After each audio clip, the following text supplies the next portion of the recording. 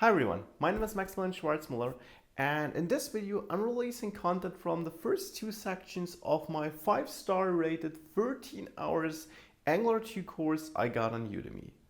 After this video, you should be able to create your very first basic Angular 2 applications to set up your development environment, and you should have a basic knowledge about components, templates, and what makes up an Angular 2 application. If you then want to learn more or dive deeper, I would be very happy to welcome you in this course as well, of course, as in all the other videos I got on this channel. I wish you a lot of fun with the content and, well, let's get going. Hi everyone, welcome to this course. I'm very happy to have you here. Throughout this course, I will give my very best to teach you everything about Angular 2 to get you really started and get you into the position to start writing awesome Angular 2 applications. Now, what qualifies me to do that? I work with Angular 2 since quite some time. I started when it was in the alpha, of course, now it's in the beta, and I'd say I have quite a profound knowledge of Angular 2. I enjoy working with JavaScript and frameworks like Angular 2, and I also enjoy teaching. That's something I've done a lot throughout my life.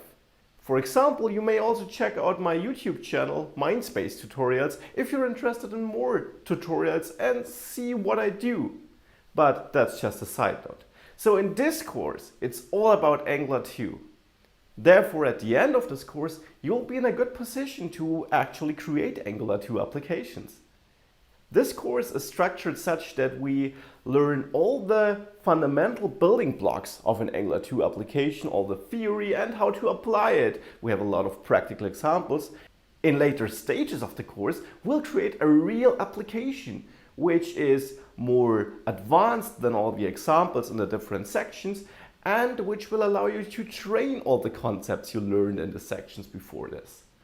But before we do that, we'll begin in this section with, well, the question, what is Angular 2, why we use TypeScript and what TypeScript is, and of course, how to set up our development environment. Now, I know most of you just want to get started, and we will do so in section 2, where we dive into components, which are the key building block of any Angular 2 application. Thereafter, we'll learn more about data binding, which is how we can work with data in an Angular 2 application, how we can manipulate and change the DOM and pass data around in our application, a very key concept. Thereafter, we'll talk about directives, learn what directives are and how we use them, how we create our own ones, and how we can, again, manipulate the DOM with directives. Thereafter, it's time to have a look at services, which allow us to centralize certain parts of our application and access it from several points in our application, so to say. After learning more about services, we'll have a look at forms in Angular 2 and see which awesome tools Angular 2 provides us to make working with forms really simple. Because, working with forms is really an everyday task of every developer. After having learned more about forms, we'll learn about pipes, which are little helpers in Angular 2 which allow us to transform data we output to a view. We'll see how handy those pipes are to easily transform data or outputted data. And thereafter, we'll have a look at routing in HTTP and see how we can set up a router to, well, route between different blocks in our application, different routes, of course. And with HTTP, we'll be able to leave our application and access data or whatever on another server. So a lot of content we got here, and I'm very excited to get into it. I'm sure you are too, so let's get started. Hi everyone. Let's take a moment to talk about the architecture of an Angular 2 application. Because understanding and knowing that architecture is a key thing when becoming an Angular 2 developer. Angular 2 follows a certain philosophy or, yes, architecture when it comes to building up applications with it. Basically, an Angular 2 application is very modular. We have a lot of modules, something that TypeScript supports really well, that hold the different parts of our application. And the Angular 2 framework itself also consists of a lot of packages or modules. That is, we have to export and import certain functionalities or classes when we're interacting with different modules. So we might have a module with a component, and we might have another module with a component. Now, if we want to use component A and component B, we will have to export the class, the JavaScript class, in module A and import it in module B. We will see this in the course, and it's really easy to do. It's just important for you to understand that this modularity is a key thing in an Angular app or in an Angular 2 application. Everything is modular there. Now, these modules, as I said, hold different things. One very important thing that makes up every Angular 2 application are components. We will have one or multiple components that kind of, really structure our application. You can think of it like an HTML document where you have a header, then a main section, and the main section might have a sidebar, and then a content section, and then you have a footer at the end. That are certain sections or components on your web page as well, right? Now, Angular 2 works the same way. You define components, and then you build up your application with these components. And these components are able to be siblings, or you're able to nest those components into each other, and they are able to communicate with each other. To make sure that you're able to use these components, you can give them selectors, which is basically a name, and then you embed that name in HTML tags, so in a greater and smaller sign, in your HTML code. That will be how you include components. And of course, we will see that very detailed in an extra video. But just that you know, you create your application from different components which you build together and which you can obviously reuse. And that's the great benefit, the reusability, the scalability, and that it's very easy to maintain, since you make up your app from these reusable parts. Like you probably already know it from server-side frameworks where you might use rendering engines like Blade and Laravel or Smarty, where you also have certain includes or components and then you put them together. So we have these components that live in modules that we can put together and build our app up from. Now, components are just directives. If you have an Angular 1 background, you might already know directives, but if you don't, that's no problem. Directives are basically just instructions living in the HTML code that tell Angular 2 to transform the piece of code, the HTML element, for example, where they sit on, into something else. Well, it depends on the directive what to do. Components are such a directive, but they don't live in an HTML element. They are kind of an HTML element themselves, specified by the selector we give them. Now, we embed components in the code, and when Angular 2 runs over this line of code, it will know, okay, that's a component, I have to insert something there. That something will be the view attached to a component or the template of that component. And that is the difference, or that is why components are a directive, but they are a special directive, a directive which holds a view. A normal directive will just hold instructions how to transform the element it sits on. A component is not only such an instruction, it has a view, and this instruction is always swap out the selector and put in that view. So components are directives with a view attached to them. We make a component as well as we create a directive by taking a JavaScript class and attaching metadata to it. This metadata will hold certain information like what is the selector, what is the template, which directives do I want to use in that template. That will tell Angular 2, okay, this class is a component or is a directive or is whatever. And now the configuration for this component, directive, whatever, is inside this metadata we attach. So we have JavaScript classes plus metadata equals component, directive, whatever. And then we take these components, directives, whatever, and build up our apps from it, because they are, again, modular. Another very important thing are services. Services are also JavaScript classes, which we turn into service by attaching metadata, or we make them injectable by attaching metadata, to put it that way. And then we can do exactly that, inject them into other components or directives. So a service might hold some functionality that we want to access from different places throughout our application, like from component A and component B.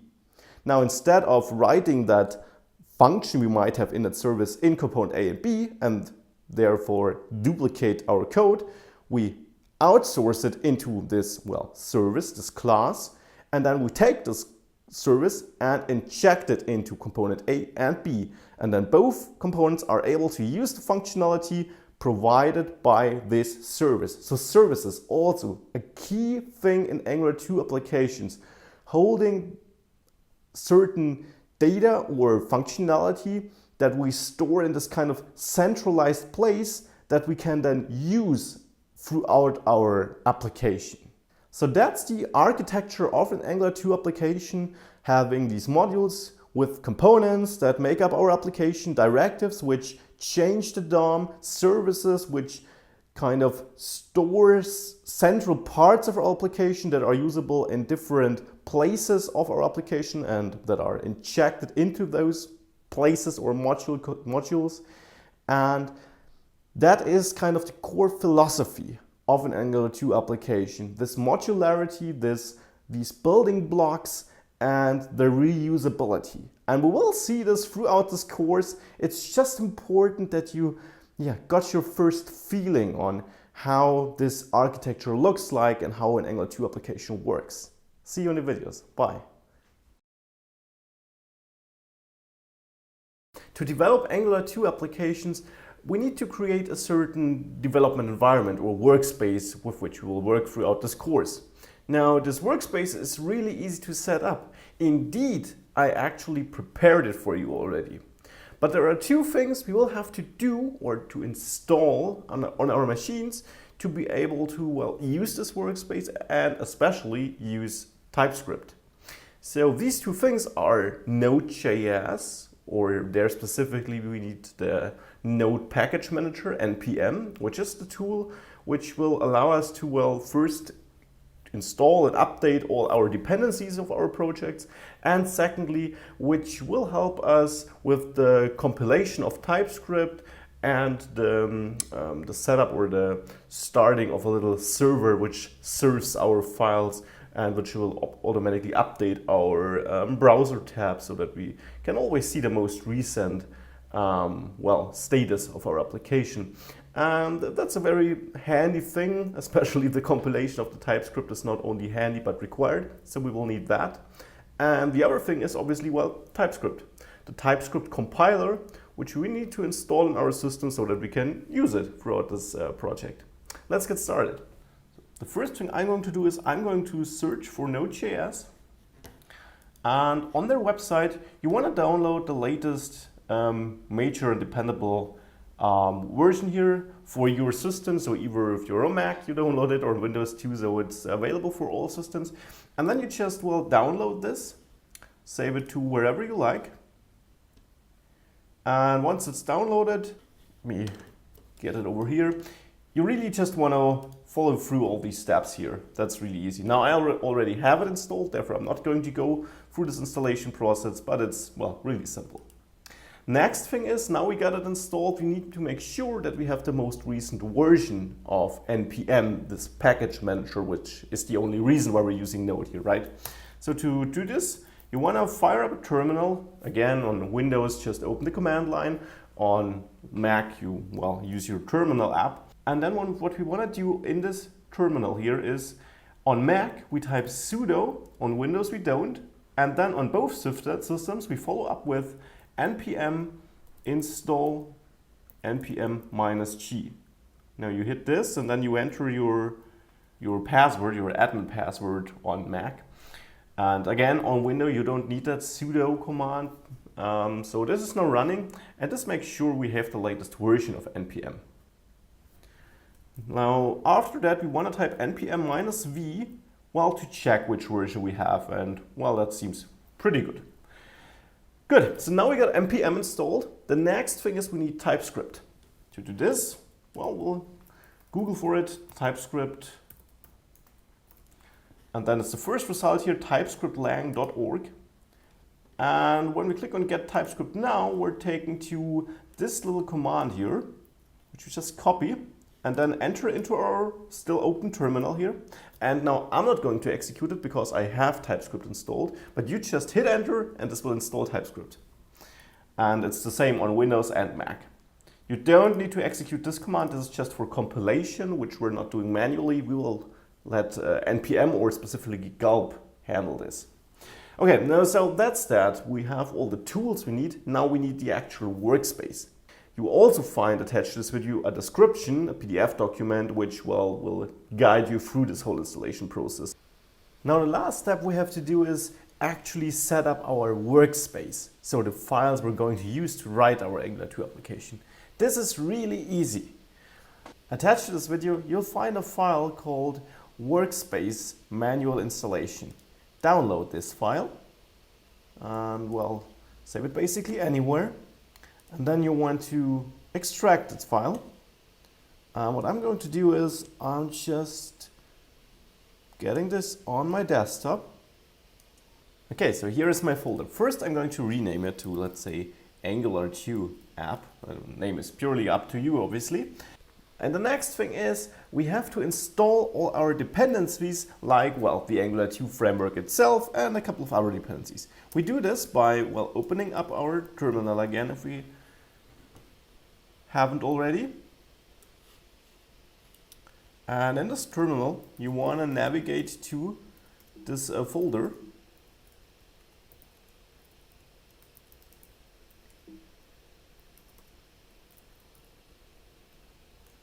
Inside this folder, we then have to run npm install, and this will install all the packages we need. Now this might take a couple of seconds, and you might see some errors throughout this process, but that is not really a problem because that only means that some things had to be recompiled maybe. In the end, it should finish without an error, and I will see you then. So my installation just finished, and this is how it should look like on your machine too. No errors. Warnings are okay, and now we're good to go. Now I'm still inside this folder here in my terminal, and now I type npm start. What this will do is it will, well, compile the files and start our light server and the gulp process, which will watch all our files and recompile them whenever we change something there. Now this will open up a new browser tab, specifically this one here. And you might see that loading text here. Well, that only means that basically the light server started before compilation was finished for the first time. Just hit the refresh button and you should see our Hello World welcome page. And this is the point where we will begin in all our future lectures. By the way, if you always want to have the most recent state of this workspace, you might also clone it from my Git repo, to which you will find a link in the PDF document attached to this video. Okay, now we're all good to go. See you in the next videos. Bye.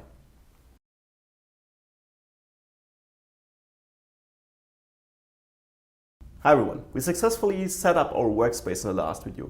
Now I want to explain a little bit about, well, the folder structure or the overall workspace structure we're using throughout this course, so that you're really ready to get started. This is the, well, boilerplate as it was installed in the last video, no matter if you were following the full or the manual approach. In the end, you should have this folder structure here. And let me tell you what each of these folders does.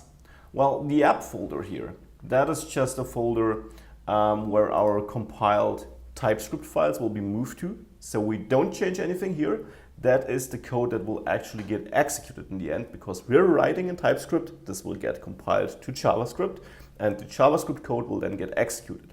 But we're not touching these JavaScript files. It's just our output directory. The assets folder contains the SCSS code. Now, if you don't want to use SCSS, you can write normal CSS code in there too. This would just transpile it to, well, normal CSS code and add handy features like, well, first of all, you can use SCSS. Second of all, it will also auto prefix it and so on. So very handy to use this in development, but you don't have to if you don't want to. The dev folder now contains our TypeScript files. So this will be the folder structure in which we will work most of the time because, well, there we write all our logic, all the TypeScript logic, all our real Angular 2 application files.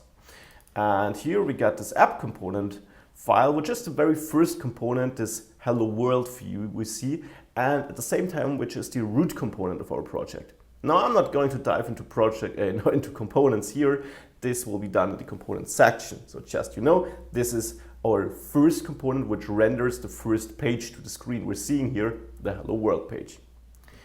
It is started by this boot.ts file, which starts up our application. And again, this will be explained in later videos in more detail, but just this is our boot.ts file. And this is how it will look throughout this course. We will make some adjustments from time to time, but in general, that is the way it will stay. Now, I noticed that some people had an error that a .ts file ending was added to this import, and then this would crash the app and it would not work anymore. Make sure your import looks like this: app component from app.component. No .ts at the end, very important. The node modules folder holds all the packages and dependencies we're going to use throughout this course, or we need to develop Angular 2 applications, and obviously this will include Angular 2 framework, but also some other dependencies. Now, when we're deploying our app, we won't ship this whole folder, but I will bring out a specific section about deployment in the future, just that you will find it later. The source folder, which will hold our compiled CSS files. So as with TypeScript in the dev folder, which is compiled to the app folder, our SCSS files, which live in the assets folder here, will be compiled to CSS, which will then be stored in the source folder. So this source folder is also something we don't touch. Well, the typings folder, you can mainly ignore it. That contains some info for TypeScript to correctly identify and use certain types, so to say. Now, all these other files here basically provide some configuration to our project to allow our IDE to correctly work, to give TypeScript some information to not throw certain compilation errors, and so on. So that is really what's inside these files. So I hope this clears this up a bit and allows you to get started really good and quick. See you in the next videos. Bye.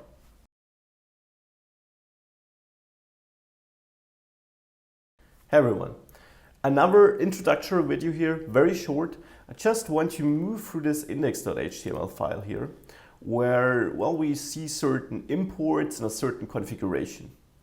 Now, just so that you know what all this stuff means here. It's a basic HTML skeleton, and as you might be aware, with Angular 2, we create single-page applications. So technically, this HTML file is the only HTML file ever sent from the server to our browser, the only HTML file which we will render in the browser, so to say. And then we're manipulating this file through Angular 2. So we got our basic HTML skeleton here, and the first important thing is this base ref tag here.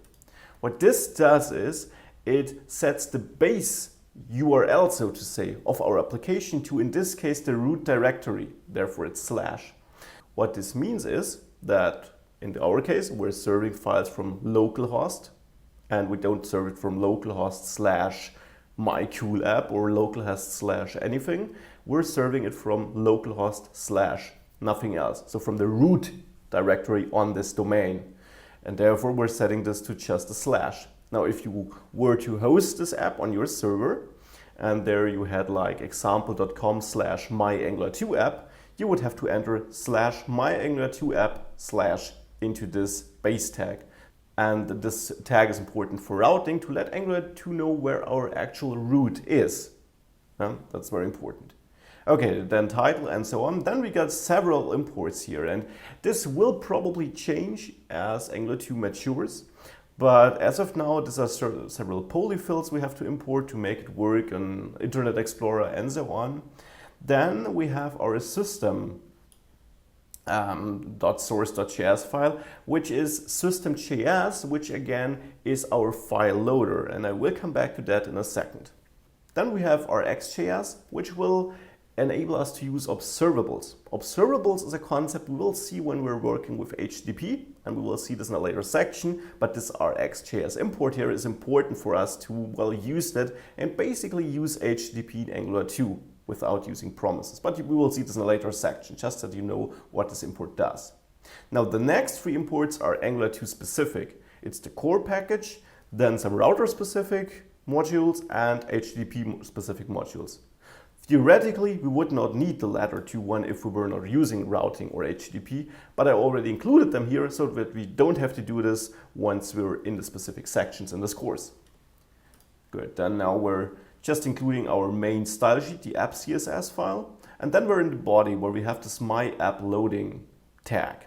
My app is our root component, the app component, and my app is really just a selector of this component to let Angular 2 know where to render this component. We will see this when we're in the component section, but this is basically how we start up or implement our application. Below that, we have another script block here. And here we're loading all the files we need for our application with system.js. And now I'm obviously not talking about dependencies, we're doing that up here, but about the files we write. And here we're basically setting the folder where these files are to be found, the app folder, where I said our compiled JavaScript files will live in, and well, the default extension and so on. And we also say at the beginning, please import this app boot file, which is the bootstrap file which will fire up all our application. And all other files will then be loaded dynamically when we need them. So this is our setup, this is our index.html, and I think you should now be good to go to really understand with what we're working here.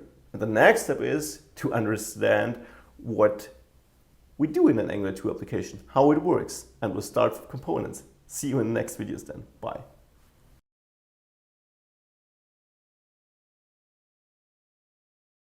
Hey, after all the theory, we're finally writing some code in this lecture. If you watched my architecture video, and you really should to have a deeper understanding of all the fundamentals behind Angular 2, you know that an Angular 2 application consists of several components. So building blocks from which we build up our application and which we combine to create our website, our application in the end. Now, in this whole section, we'll have a look at those components, how to create components, how to configure components, and how to let components interact with each other, because we'll have more than one component in most applications. But let's start with the very basics, with just one component. Let's create one. Now, in my development environment, the way we set it up in the last video, and in here, I already got a component, this app.component.ts, TS stands for TypeScript. This file holds a complete Angular 2 component. So this file has everything which defines the basics of an Angular 2 component. And indeed, it is this component that we're seeing in this screen here, where we see the hello world. The hello world here is the text which is shown or which is inserted in our template here, the template of our component here. So this might look a bit strange here, probably does if you're new to Angular 2, and you probably are if you're watching this course. And you don't know it if you have an Angular 1 background either, because this is pretty new and this is the core of Angular 2, this component-based modular approach. That is the reason why you can read a lot in the internet that there is a big difference between Angular 1 and Angular 2. And it is this component-based approach that really sets apart Angular 2, or that is the fundamental core of Angular 2. Now, obviously, there are more building blocks to Angular 2 and we'll cover them all, but it's really important to understand this component-focused concept. Now, in my opinion, such a component-based orientation makes sense because if you look at the way you create websites or you style your websites, when we're just talking about HTML and CSS, then you're probably having a header and a main container, and you have different sections with articles in this container, then you have a footer at the bottom. So you're already using components in this way. You're dividing your page up into several building blocks. And if you're using a templating engine, when you're coming from, let's say, a server-side background, when you're have some experience using PHP or anything there, then you probably used a templating engine to build up your views from several building blocks. So this is really the same concept here in Angular 2. This is this component-based approach. And in the next video, we'll dive a little bit deeper into this component and we're going to build our own component. See you there.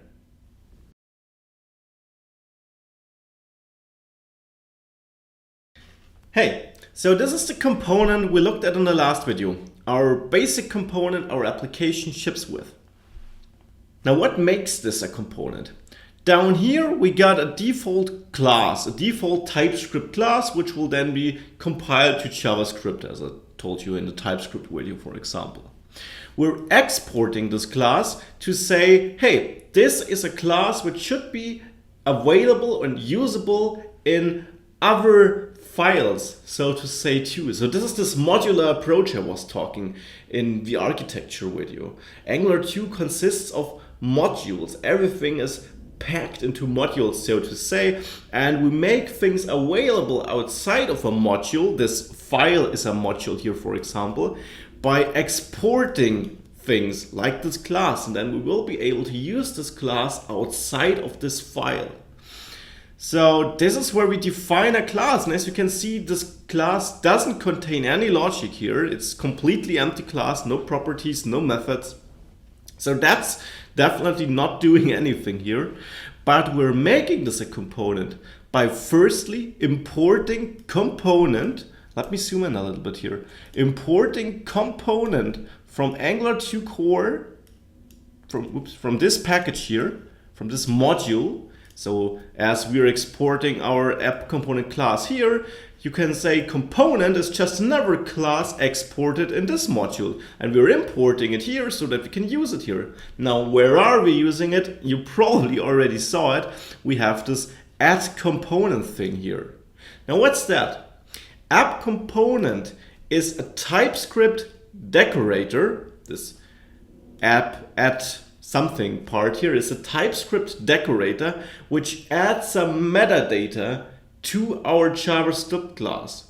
And this decorator obviously is compiled to JavaScript too, but it's very nice to write in TypeScript. You have it always beginning with this add, and then the name of the decorator or of the metadata which should be added to the class, in this case this component metadata here, which really is just this JavaScript object we're passing as an argument, you could say here in the parentheses.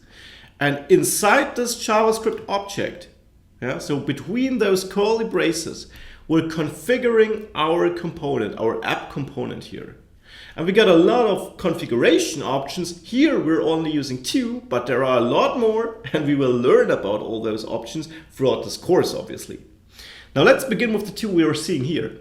We got a selector metadata attached to our component, which basically says, okay, this component should be can be used in an HTML file by using an HTML tag which contains app. So by using this HTML tag, we can then embed this component into the HTML. And that is a so-called directive. It's not a default HTML tag, as you can probably tell. It's a custom tailored HTML tag.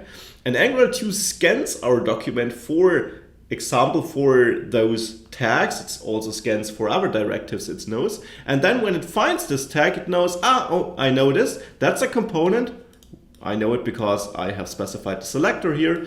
And I know what to do with that. I will have to insert the template instead of those app tags.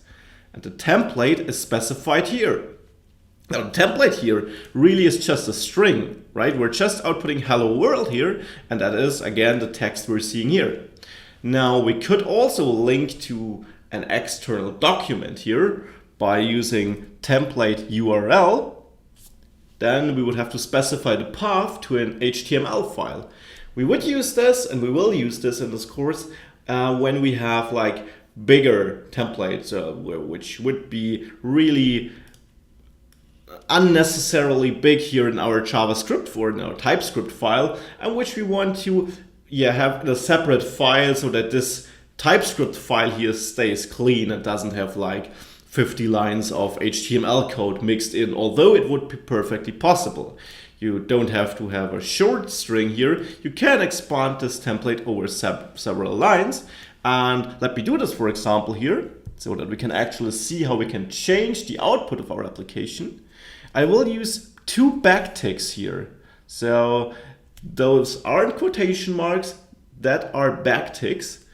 And what these backticks do is they allow us to have a multi-line string. So now we can just write between these backticks like it was one single block of a string variable, and we don't have to make sure that we get the line breaks correctly. So I can now use, let's say, an h1 tag here.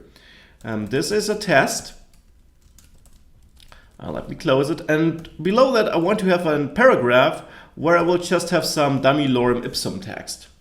And if you're not using any editor where you can quickly insert lorem ipsum, like I do here by just hitting lorem and then hitting tab, well, you might insert any text, whatever you like. The text isn't really the important thing here. Now let me save this, and you should see down here, you should see that your gulp workflow is updating, that he's starting the build TS process and that he's successfully finishing it. Now let's have a look at our website. And as you can see, it got updated with our new "this is a test" and the dummy text. Now, okay, so we got our component, and as said, we have the selector, which we then enter into an HTML file, and Angular 2 finds this selector and then replaces it with whatever we specify here in our template. Okay, now where is this HTML file we're embedding it? Well, it can only be one, because we only have one HTML file in this whole folder here, or in this whole project here, and that's the index.html file. Let's have a look at this one in the next video, because we will have some basic configuration there and in this mysterious boot.ts file, which will really get our application running. See you in the next video. Bye.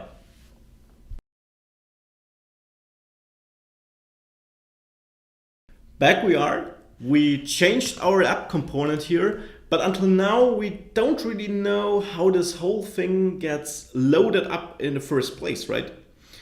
Now let's have a look at our index.html file. We're now in our body section, and here we can see our app tags. So the app tags we're setting up here in the provider, where we're actually seeing them here. Let me just zoom in. So that is where our component gets embedded into our index.html. And now there are 2 important things here. The first thing is this app component will be our root component, and all our Angular 2 applications will have one such a root component. All other components will be somehow nested either in a parent-child or in sibling connections within this app component. So all our components will be a child to our app component, and the components then amongst themselves, they can be siblings too, but we will only have one root level component here, which is the app component. So this is the first important thing, that we have this hierarchy and that we have this root component. The second thing is, okay, we're inserting it here, and this will kind of, load it. But we need to load our JavaScript files too. Or our application itself, we need to load that too, so that we're actually able to insert something here. And we're doing this in our boot.ts file. This file gets imported here, app boot. So if you rename this boot.ts to main.ts, you will have to change this to main. And what it basically does is this is the first file that gets executed. Otherwise, no file would run or no JavaScript would be running at the beginning of our application when we first fire up index.html. Now in this boot.ts, there has to be something which gets our whole application going. And we have two imports here. The first one is the bootstrap method from our Angular 2 module. And that's a core method. This method will, like the name says, bootstrap our application. It will start up our application. The second import is our app component. Now here you can see we're importing app component from our app.component file, which is this file. And here we're exporting this class. We could not import it if we would not export it here. And then we're just using this bootstrap method we're importing here. And we're passing one argument, which is our root component, the component we want to bootstrap, so to say, the component with which we want to start up our application. So we're passing our app component as an argument, and this will set up and start up our application, and will take care that we can see what we're actually seeing here. Next video, we will write our own app component. See you there. Bye.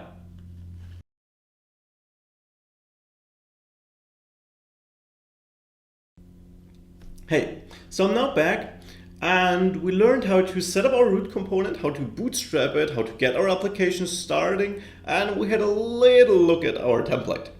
In this video, we're going to create our own component. So let's do this. I'll do it right here in my dev folder. As I said, this will be where all our TypeScript code and all our components, modules, whatever we will create, all of that lives in this dev folder and its sub-folders. So let me create the my component. And now the naming convention of our files here is to name them first the name of our component, then a dot, then component, then just the file ending ts for TypeScript. And this is now the basic file for my component. Now the first thing we need to do here, let me zoom in, to make this work is we need to import component from Angular 2, to core. Now this will enable us to use that component decorator, this metadata I showed you in the app component. Second thing is I will create a class and I will export it so that it is available outside of this module. So I'll export a class here, which I will name my component. And normally you shouldn't have that component thing here. So what you would have like a contact list component or a contact detail component, right? Just the component here happens to be called my component. So this is the component class, and I don't need to add anything there as of now.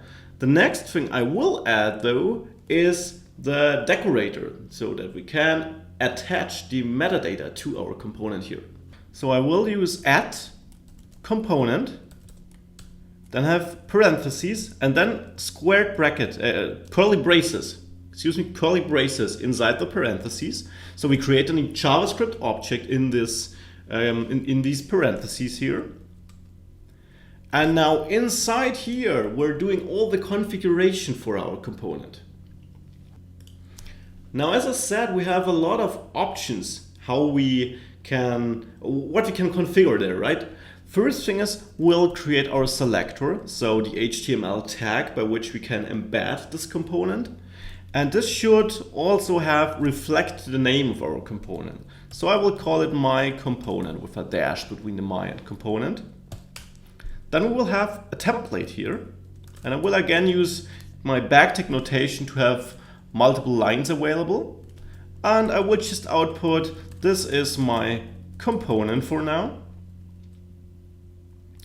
And this is for the moment all for our own component. As you can see, it's pretty similar to our app component because yeah, it is just another component, right?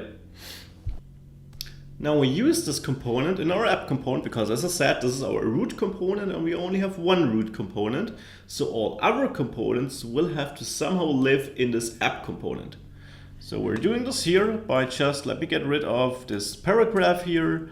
Then I have another heading here which says, now comes the second component. And below here, I will use my the selector I just created. So I will enter my component here to insert my component. Now, if we have a look at our web page, we're not seeing the text I entered there. Remember, I had, this is my component. Well, it's not showing up here. So something is not working here.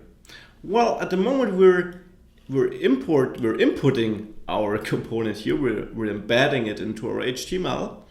But just as with the index HTML and the app tag here, where we had to start it in our Bootstrap file, our app component does not know what my component should be.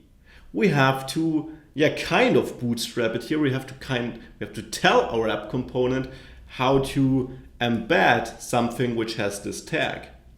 We do this by adding another configuration here. So we have selector, we have template. Now comes another one which is very important. This is called directives. Now directives takes an array, and in this array we will list all directives. And remember, components are directives, just that they have a template attached to them. So in this array here, we will define all non-default built-in directives, and our components aren't built into Angular 2, that we will need in this template or in this component for it to work correctly. So in this case, I will import the my component, and now my IDE automatically added this import statement up here. But make sure you do have this import statement too. So you need to import my component from my component.component, so from this file, right? You need to have this import statement for it to work. Now let me save this. And now you can see we got this. This is my component text. Now to make things a little bit easier, I will just quickly rearrange this here so that we now get this side by side. And I will keep this for all the other videos in this course. Now this is how we create our own component, how we embed it, and how we use it with this directives configuration. Now obviously outputting just static text is not that exciting and probably not what you will be doing in your applications. Therefore, in the next video, we will have a look at the various template expressions we can use in Angular 2 to alter our template, to insert data dynamically. See you there. Bye.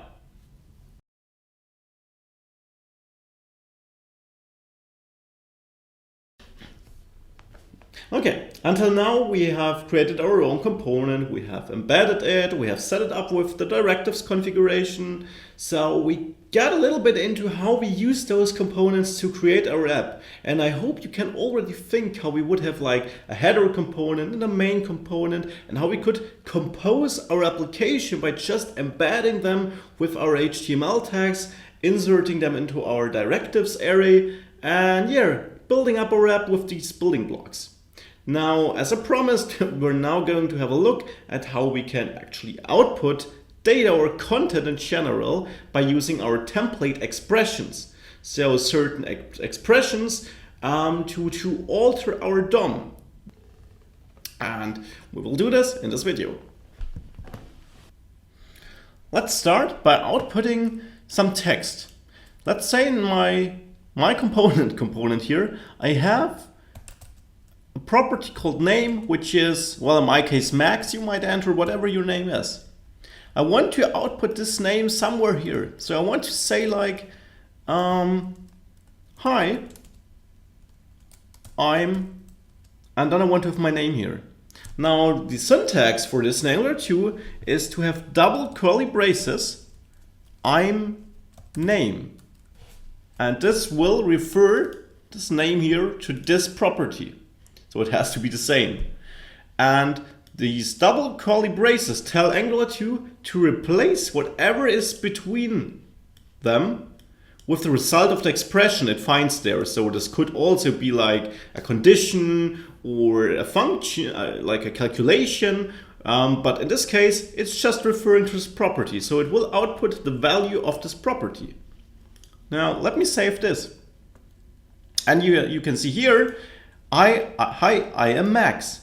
So this is exactly what this expression here does. And this is how easy it is to output information or data in your Angular 2 templates. Awesome, right? Now let's expand the sentence a little bit by saying, and this is my very first Angular 2 component.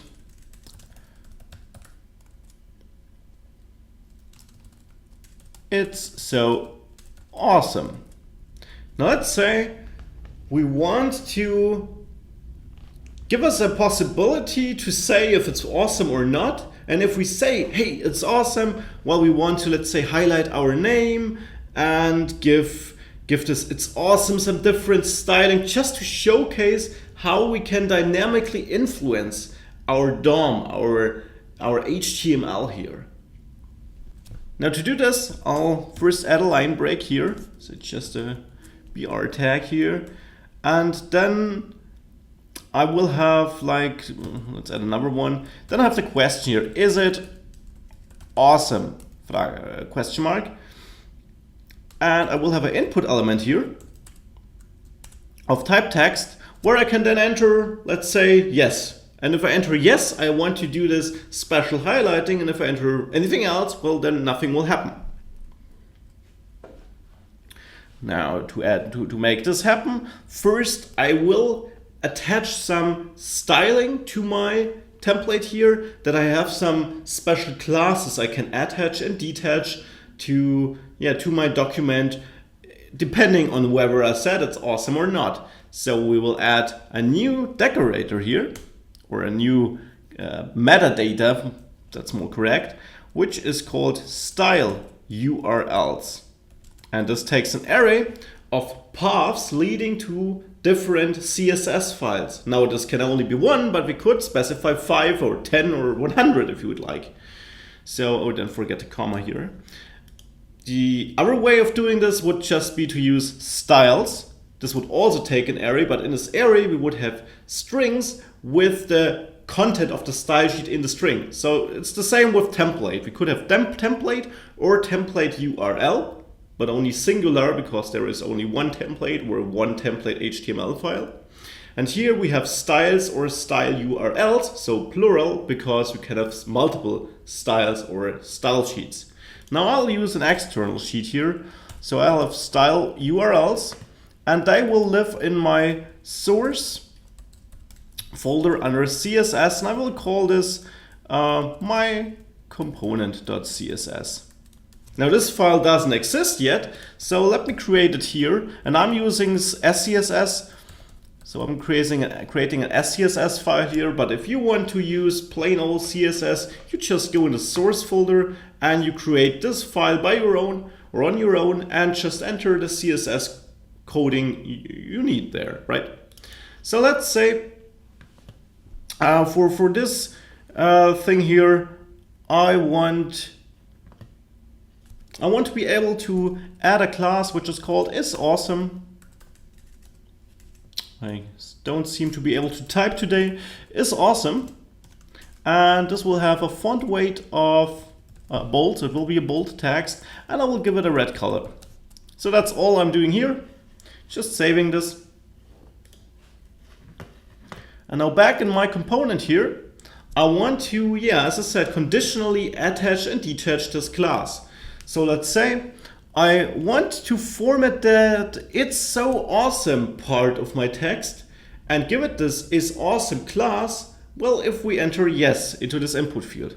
Therefore, I will wrap it into a span element so that I can give it some formatting. I'm not doing anything here yet. First, I will go to my input element and I will add hashtag input element.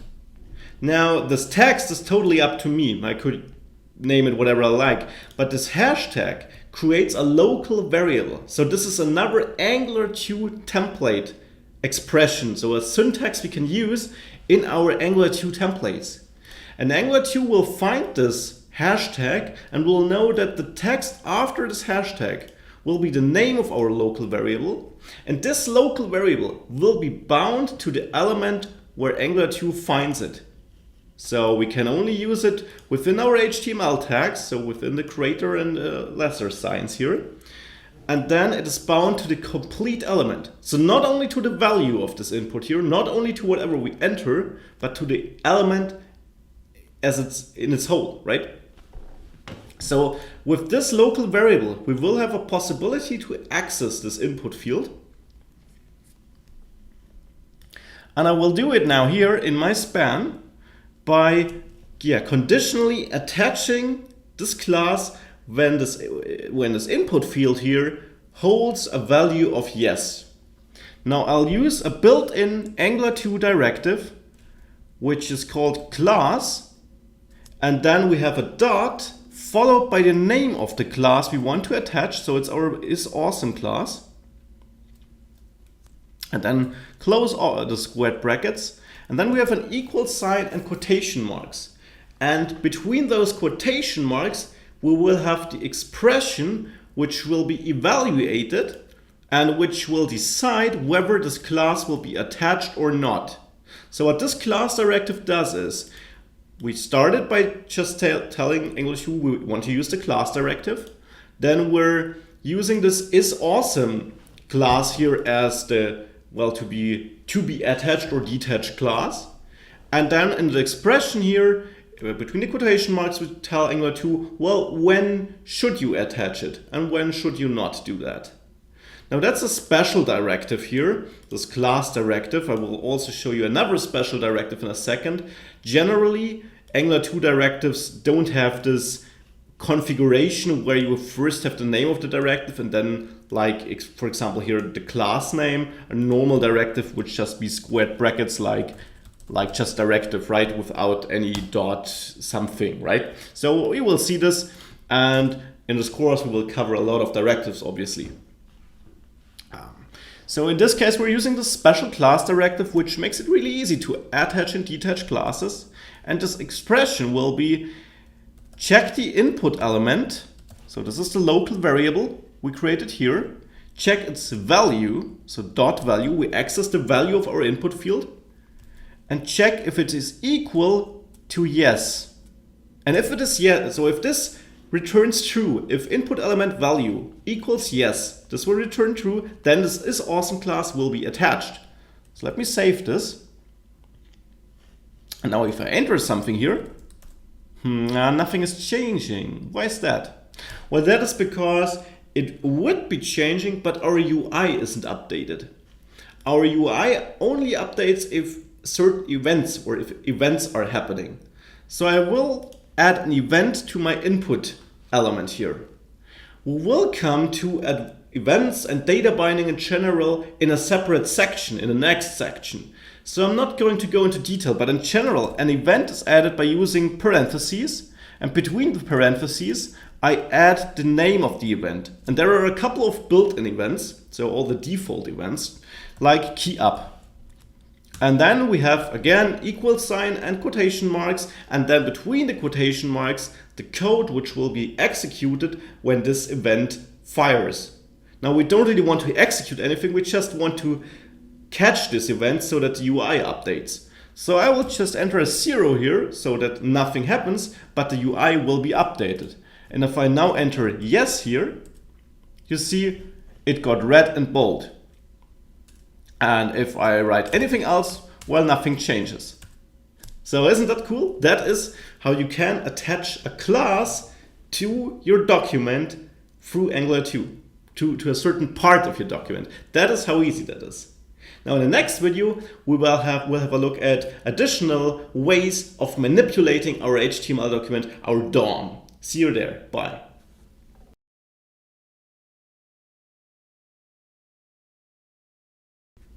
Hey, so in the last video we had a look at how we could conditionally attach CSS classes. We also learned how we can import style sheets into specific components with this configuration, with this metadata here. So now let's mess a little bit more with our DOM here. Let's say we want to add a button which is only enabled if we, again, have entered yes into our input field. So I will add this button here. Let me just enter several line breaks. And I'll have my button only enabled if yes was entered. So let's save this, and at the moment obviously it's always enabled. Now I will use another directive here, a so-called attribute directive, which is just a default directive with squared brackets. So we have this default, that's a standard, that's the most default way a directive can get. Squared brackets and then the name of the directive within those squared brackets. So this disable thing here is not bound to the disabled HTML attribute of our button, but it's an Angular 2 built-in directive. So just an instruction like every directive which tells Angular 2, hey, I have to disable this button if, and now here again, this expression between the quotation marks returns true. This is generally how all directives work. You have the directive name here. Then it differs if you have to use squared brackets or parentheses. For events, you have parentheses, and for property binding for attribute directives, so directives where you don't get an event but change the element, you have squared brackets. And this is how you can memorize this. If you have squared brackets, then you're doing something to the element. You're changing the look of it, you're passing some value into it, whatever. You're changing the element. If you have parentheses, then we're talking about events. We're getting something from that element. We're catching some action. We're listening to an event from that element. We're not changing it. We're getting something from it. That's very important. Squared brackets, putting something into an element. Parentheses, getting something out of that element. Very, very important. That is how data binding works in Angular 2. Now here I got my disabled directive, and the expression I want to check is again if input.value equals yes, or if it is not equal to yes, then I want to disable this, right? So let me save this, and obviously this should be input element. So let me save it again. Now you can see it is disabled. Now if I enter anything, well, it's not changing, but if I enter yes, maybe it was a little bit hard to see, but I can now click it. Whereas if nothing is entered, I can't click it. So this is how we could enable and disable a button depending on the state of another element in our DOM. Now, let's say we want to change the color of our name depending on if we entered yes or not. Well, we could again use this and attach the isAwesome class, but I don't want to make it bold.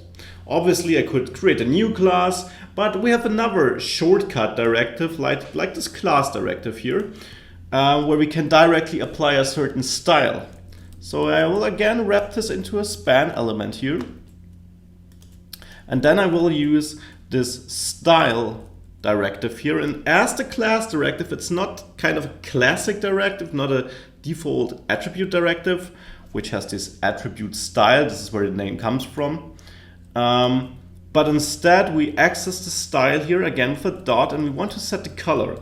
So here we can set all the CSS properties, or all the styles, how we can edit them with CSS. Important thing here, if we have a CSS element which would have a hyphen like background hyphen color, well then we would have it camel cased, so we would have background color with no hyphen, no space between, just with a capital B. So background, capital C, background, and then color, capital C. So this is how you would rename those CSS properties here, but in general, yeah, it should be easy to figure out. Here we're just setting the color, and now in this expression, well, I could just write red in single quotation marks, because this has to be a string, and now it is red. Now I want to check if I entered yes. So I will add input element dot value equals yes, also in single quotation marks, well then it should be red, otherwise nothing. So this is like a simple tertiary operator here, where we have this one line conditional check. And now you can see it is not red by default, but if I enter yes, it gets red. So we get this style directive here to quickly change the style of a certain part of our DOM. We got this class directive here to quickly attach or detach a class to a certain part of our DOM. We got this attribute directive here, where we do pass something into our button here, where we say you should either be disabled or enabled depending on whatever is entered into this input element. And this is how we play with our DOM, how we pass data, how we change it depending on what the user does, on the state of our application. And this is what we call data binding, how we basically use our data to change the DOM. And obviously we will have a lot deeper look throughout this course, but that is really the core of it. And as you can see, it is not that difficult to get. It just requires some exercise, and we will do a lot of exercise throughout this course. See you in the next videos. Bye.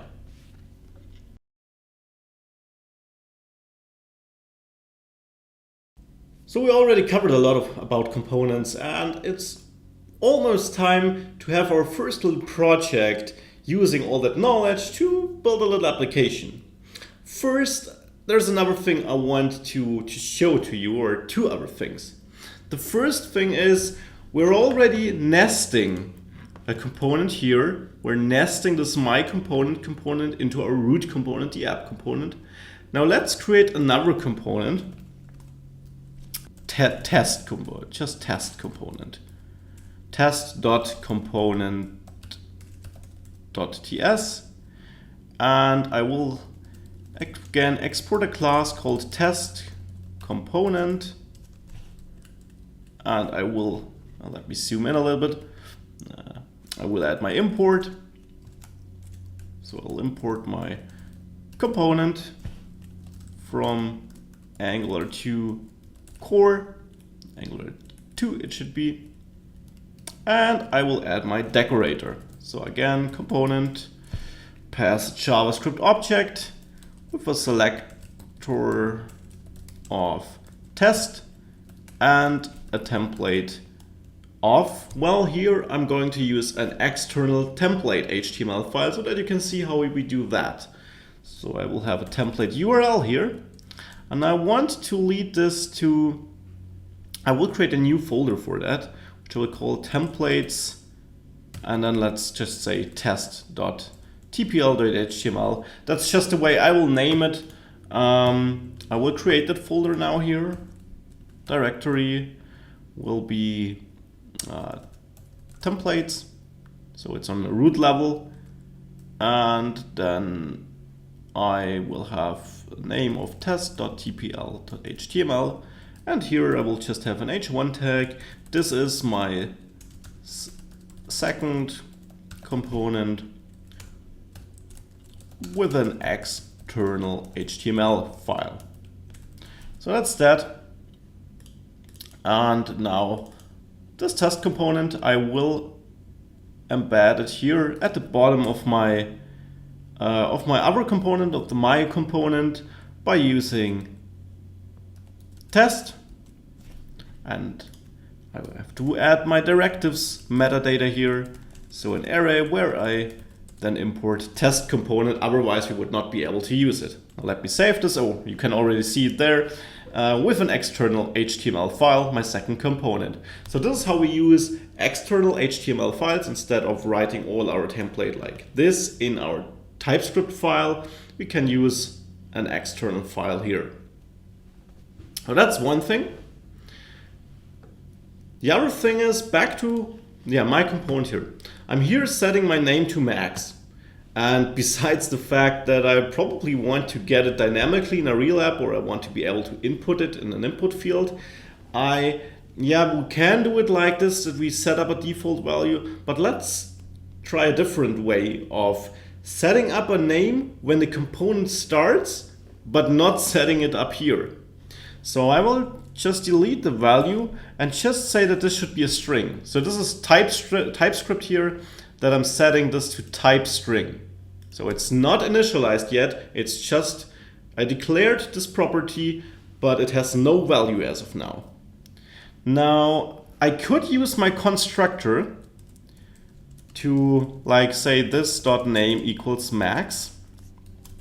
And if I save this, you can see it's still displaying max, so this would work, but I don't want to use my constructor. This has several reasons, and it's just not the best style, because yeah, it would work for this, but let's imagine we would have an operation which might take a little bit longer, then this would keep our whole component from loading just because we're waiting for this property to be set. So I will use one of the lifecycle hooks Angular 2 provides for components. These lifecycle hooks are certain events which are fired throughout the lifecycle of a component. So whenever Angular 2 creates a component, and it does this for this my component because, well, we tell it here, we need this my component, please create it, we're embedding it here. So when it creates this, it's entering certain phases. And during each phase, it gives us the opportunity to do something. So I'm interested in the onInit hook, which is fired when, well, the component is ready to load and is initialized. So I will implement this. This is an interface onInit. And make sure you import it. Import onInit from Angular 2 core. That's, as I said, the interface which needs to be imported. Now I got an error here because I'm not implementing the method this interface requires me to implement. Now, if you're not sure what interfaces are, it's generally a contract our class which implements it has to sign. So it says, okay, this interface requires every class which implements it to have certain methods or properties. And those contracts, those interfaces, are therefore used to make sure that, well, for example, certain classes can interact because they know, hey, this class implements this contract. I can safely call this method in this class because it has to have it, because this interface requires it to have it. So that's the same thing here. We're implementing onInit, and then Angular 2 knows, well, I can execute the onInit method in this component when this lifecycle hook is reached, or this phase in the lifecycle is reached, because this interface which I'm implementing here requires me to have the respective method implemented. So in this case, that's the onInit, the ng onInit method. This will be called when this component is initialized. Now there are other lifecycle phases which we're not implementing, and therefore Angular 2 will not try to call the respective methods in our component because it can't be sure that we're implementing those methods. So now this ng onInit will be called when our component is initialized, and here is the place where I will then set my name to max, and let me save this. And again, we see nothing changes, which means it still works. And now we're setting the value of this property in this place. And those lifecycle hooks will be something we will use throughout this course, and you will use all those hooks in your applications. And there are more hooks than just the onInit hook, but I have attached to this course a document which shows you all the hooks you can use and when they are kind of fired by Angular 2. Now, this is it for the basics about components, how we insert data, how we use our template expressions, how we use data binding, and yeah, we really covered a lot here. And I think it's now finally time to have our first little project to take what we learned and put it into action. See you there. Bye.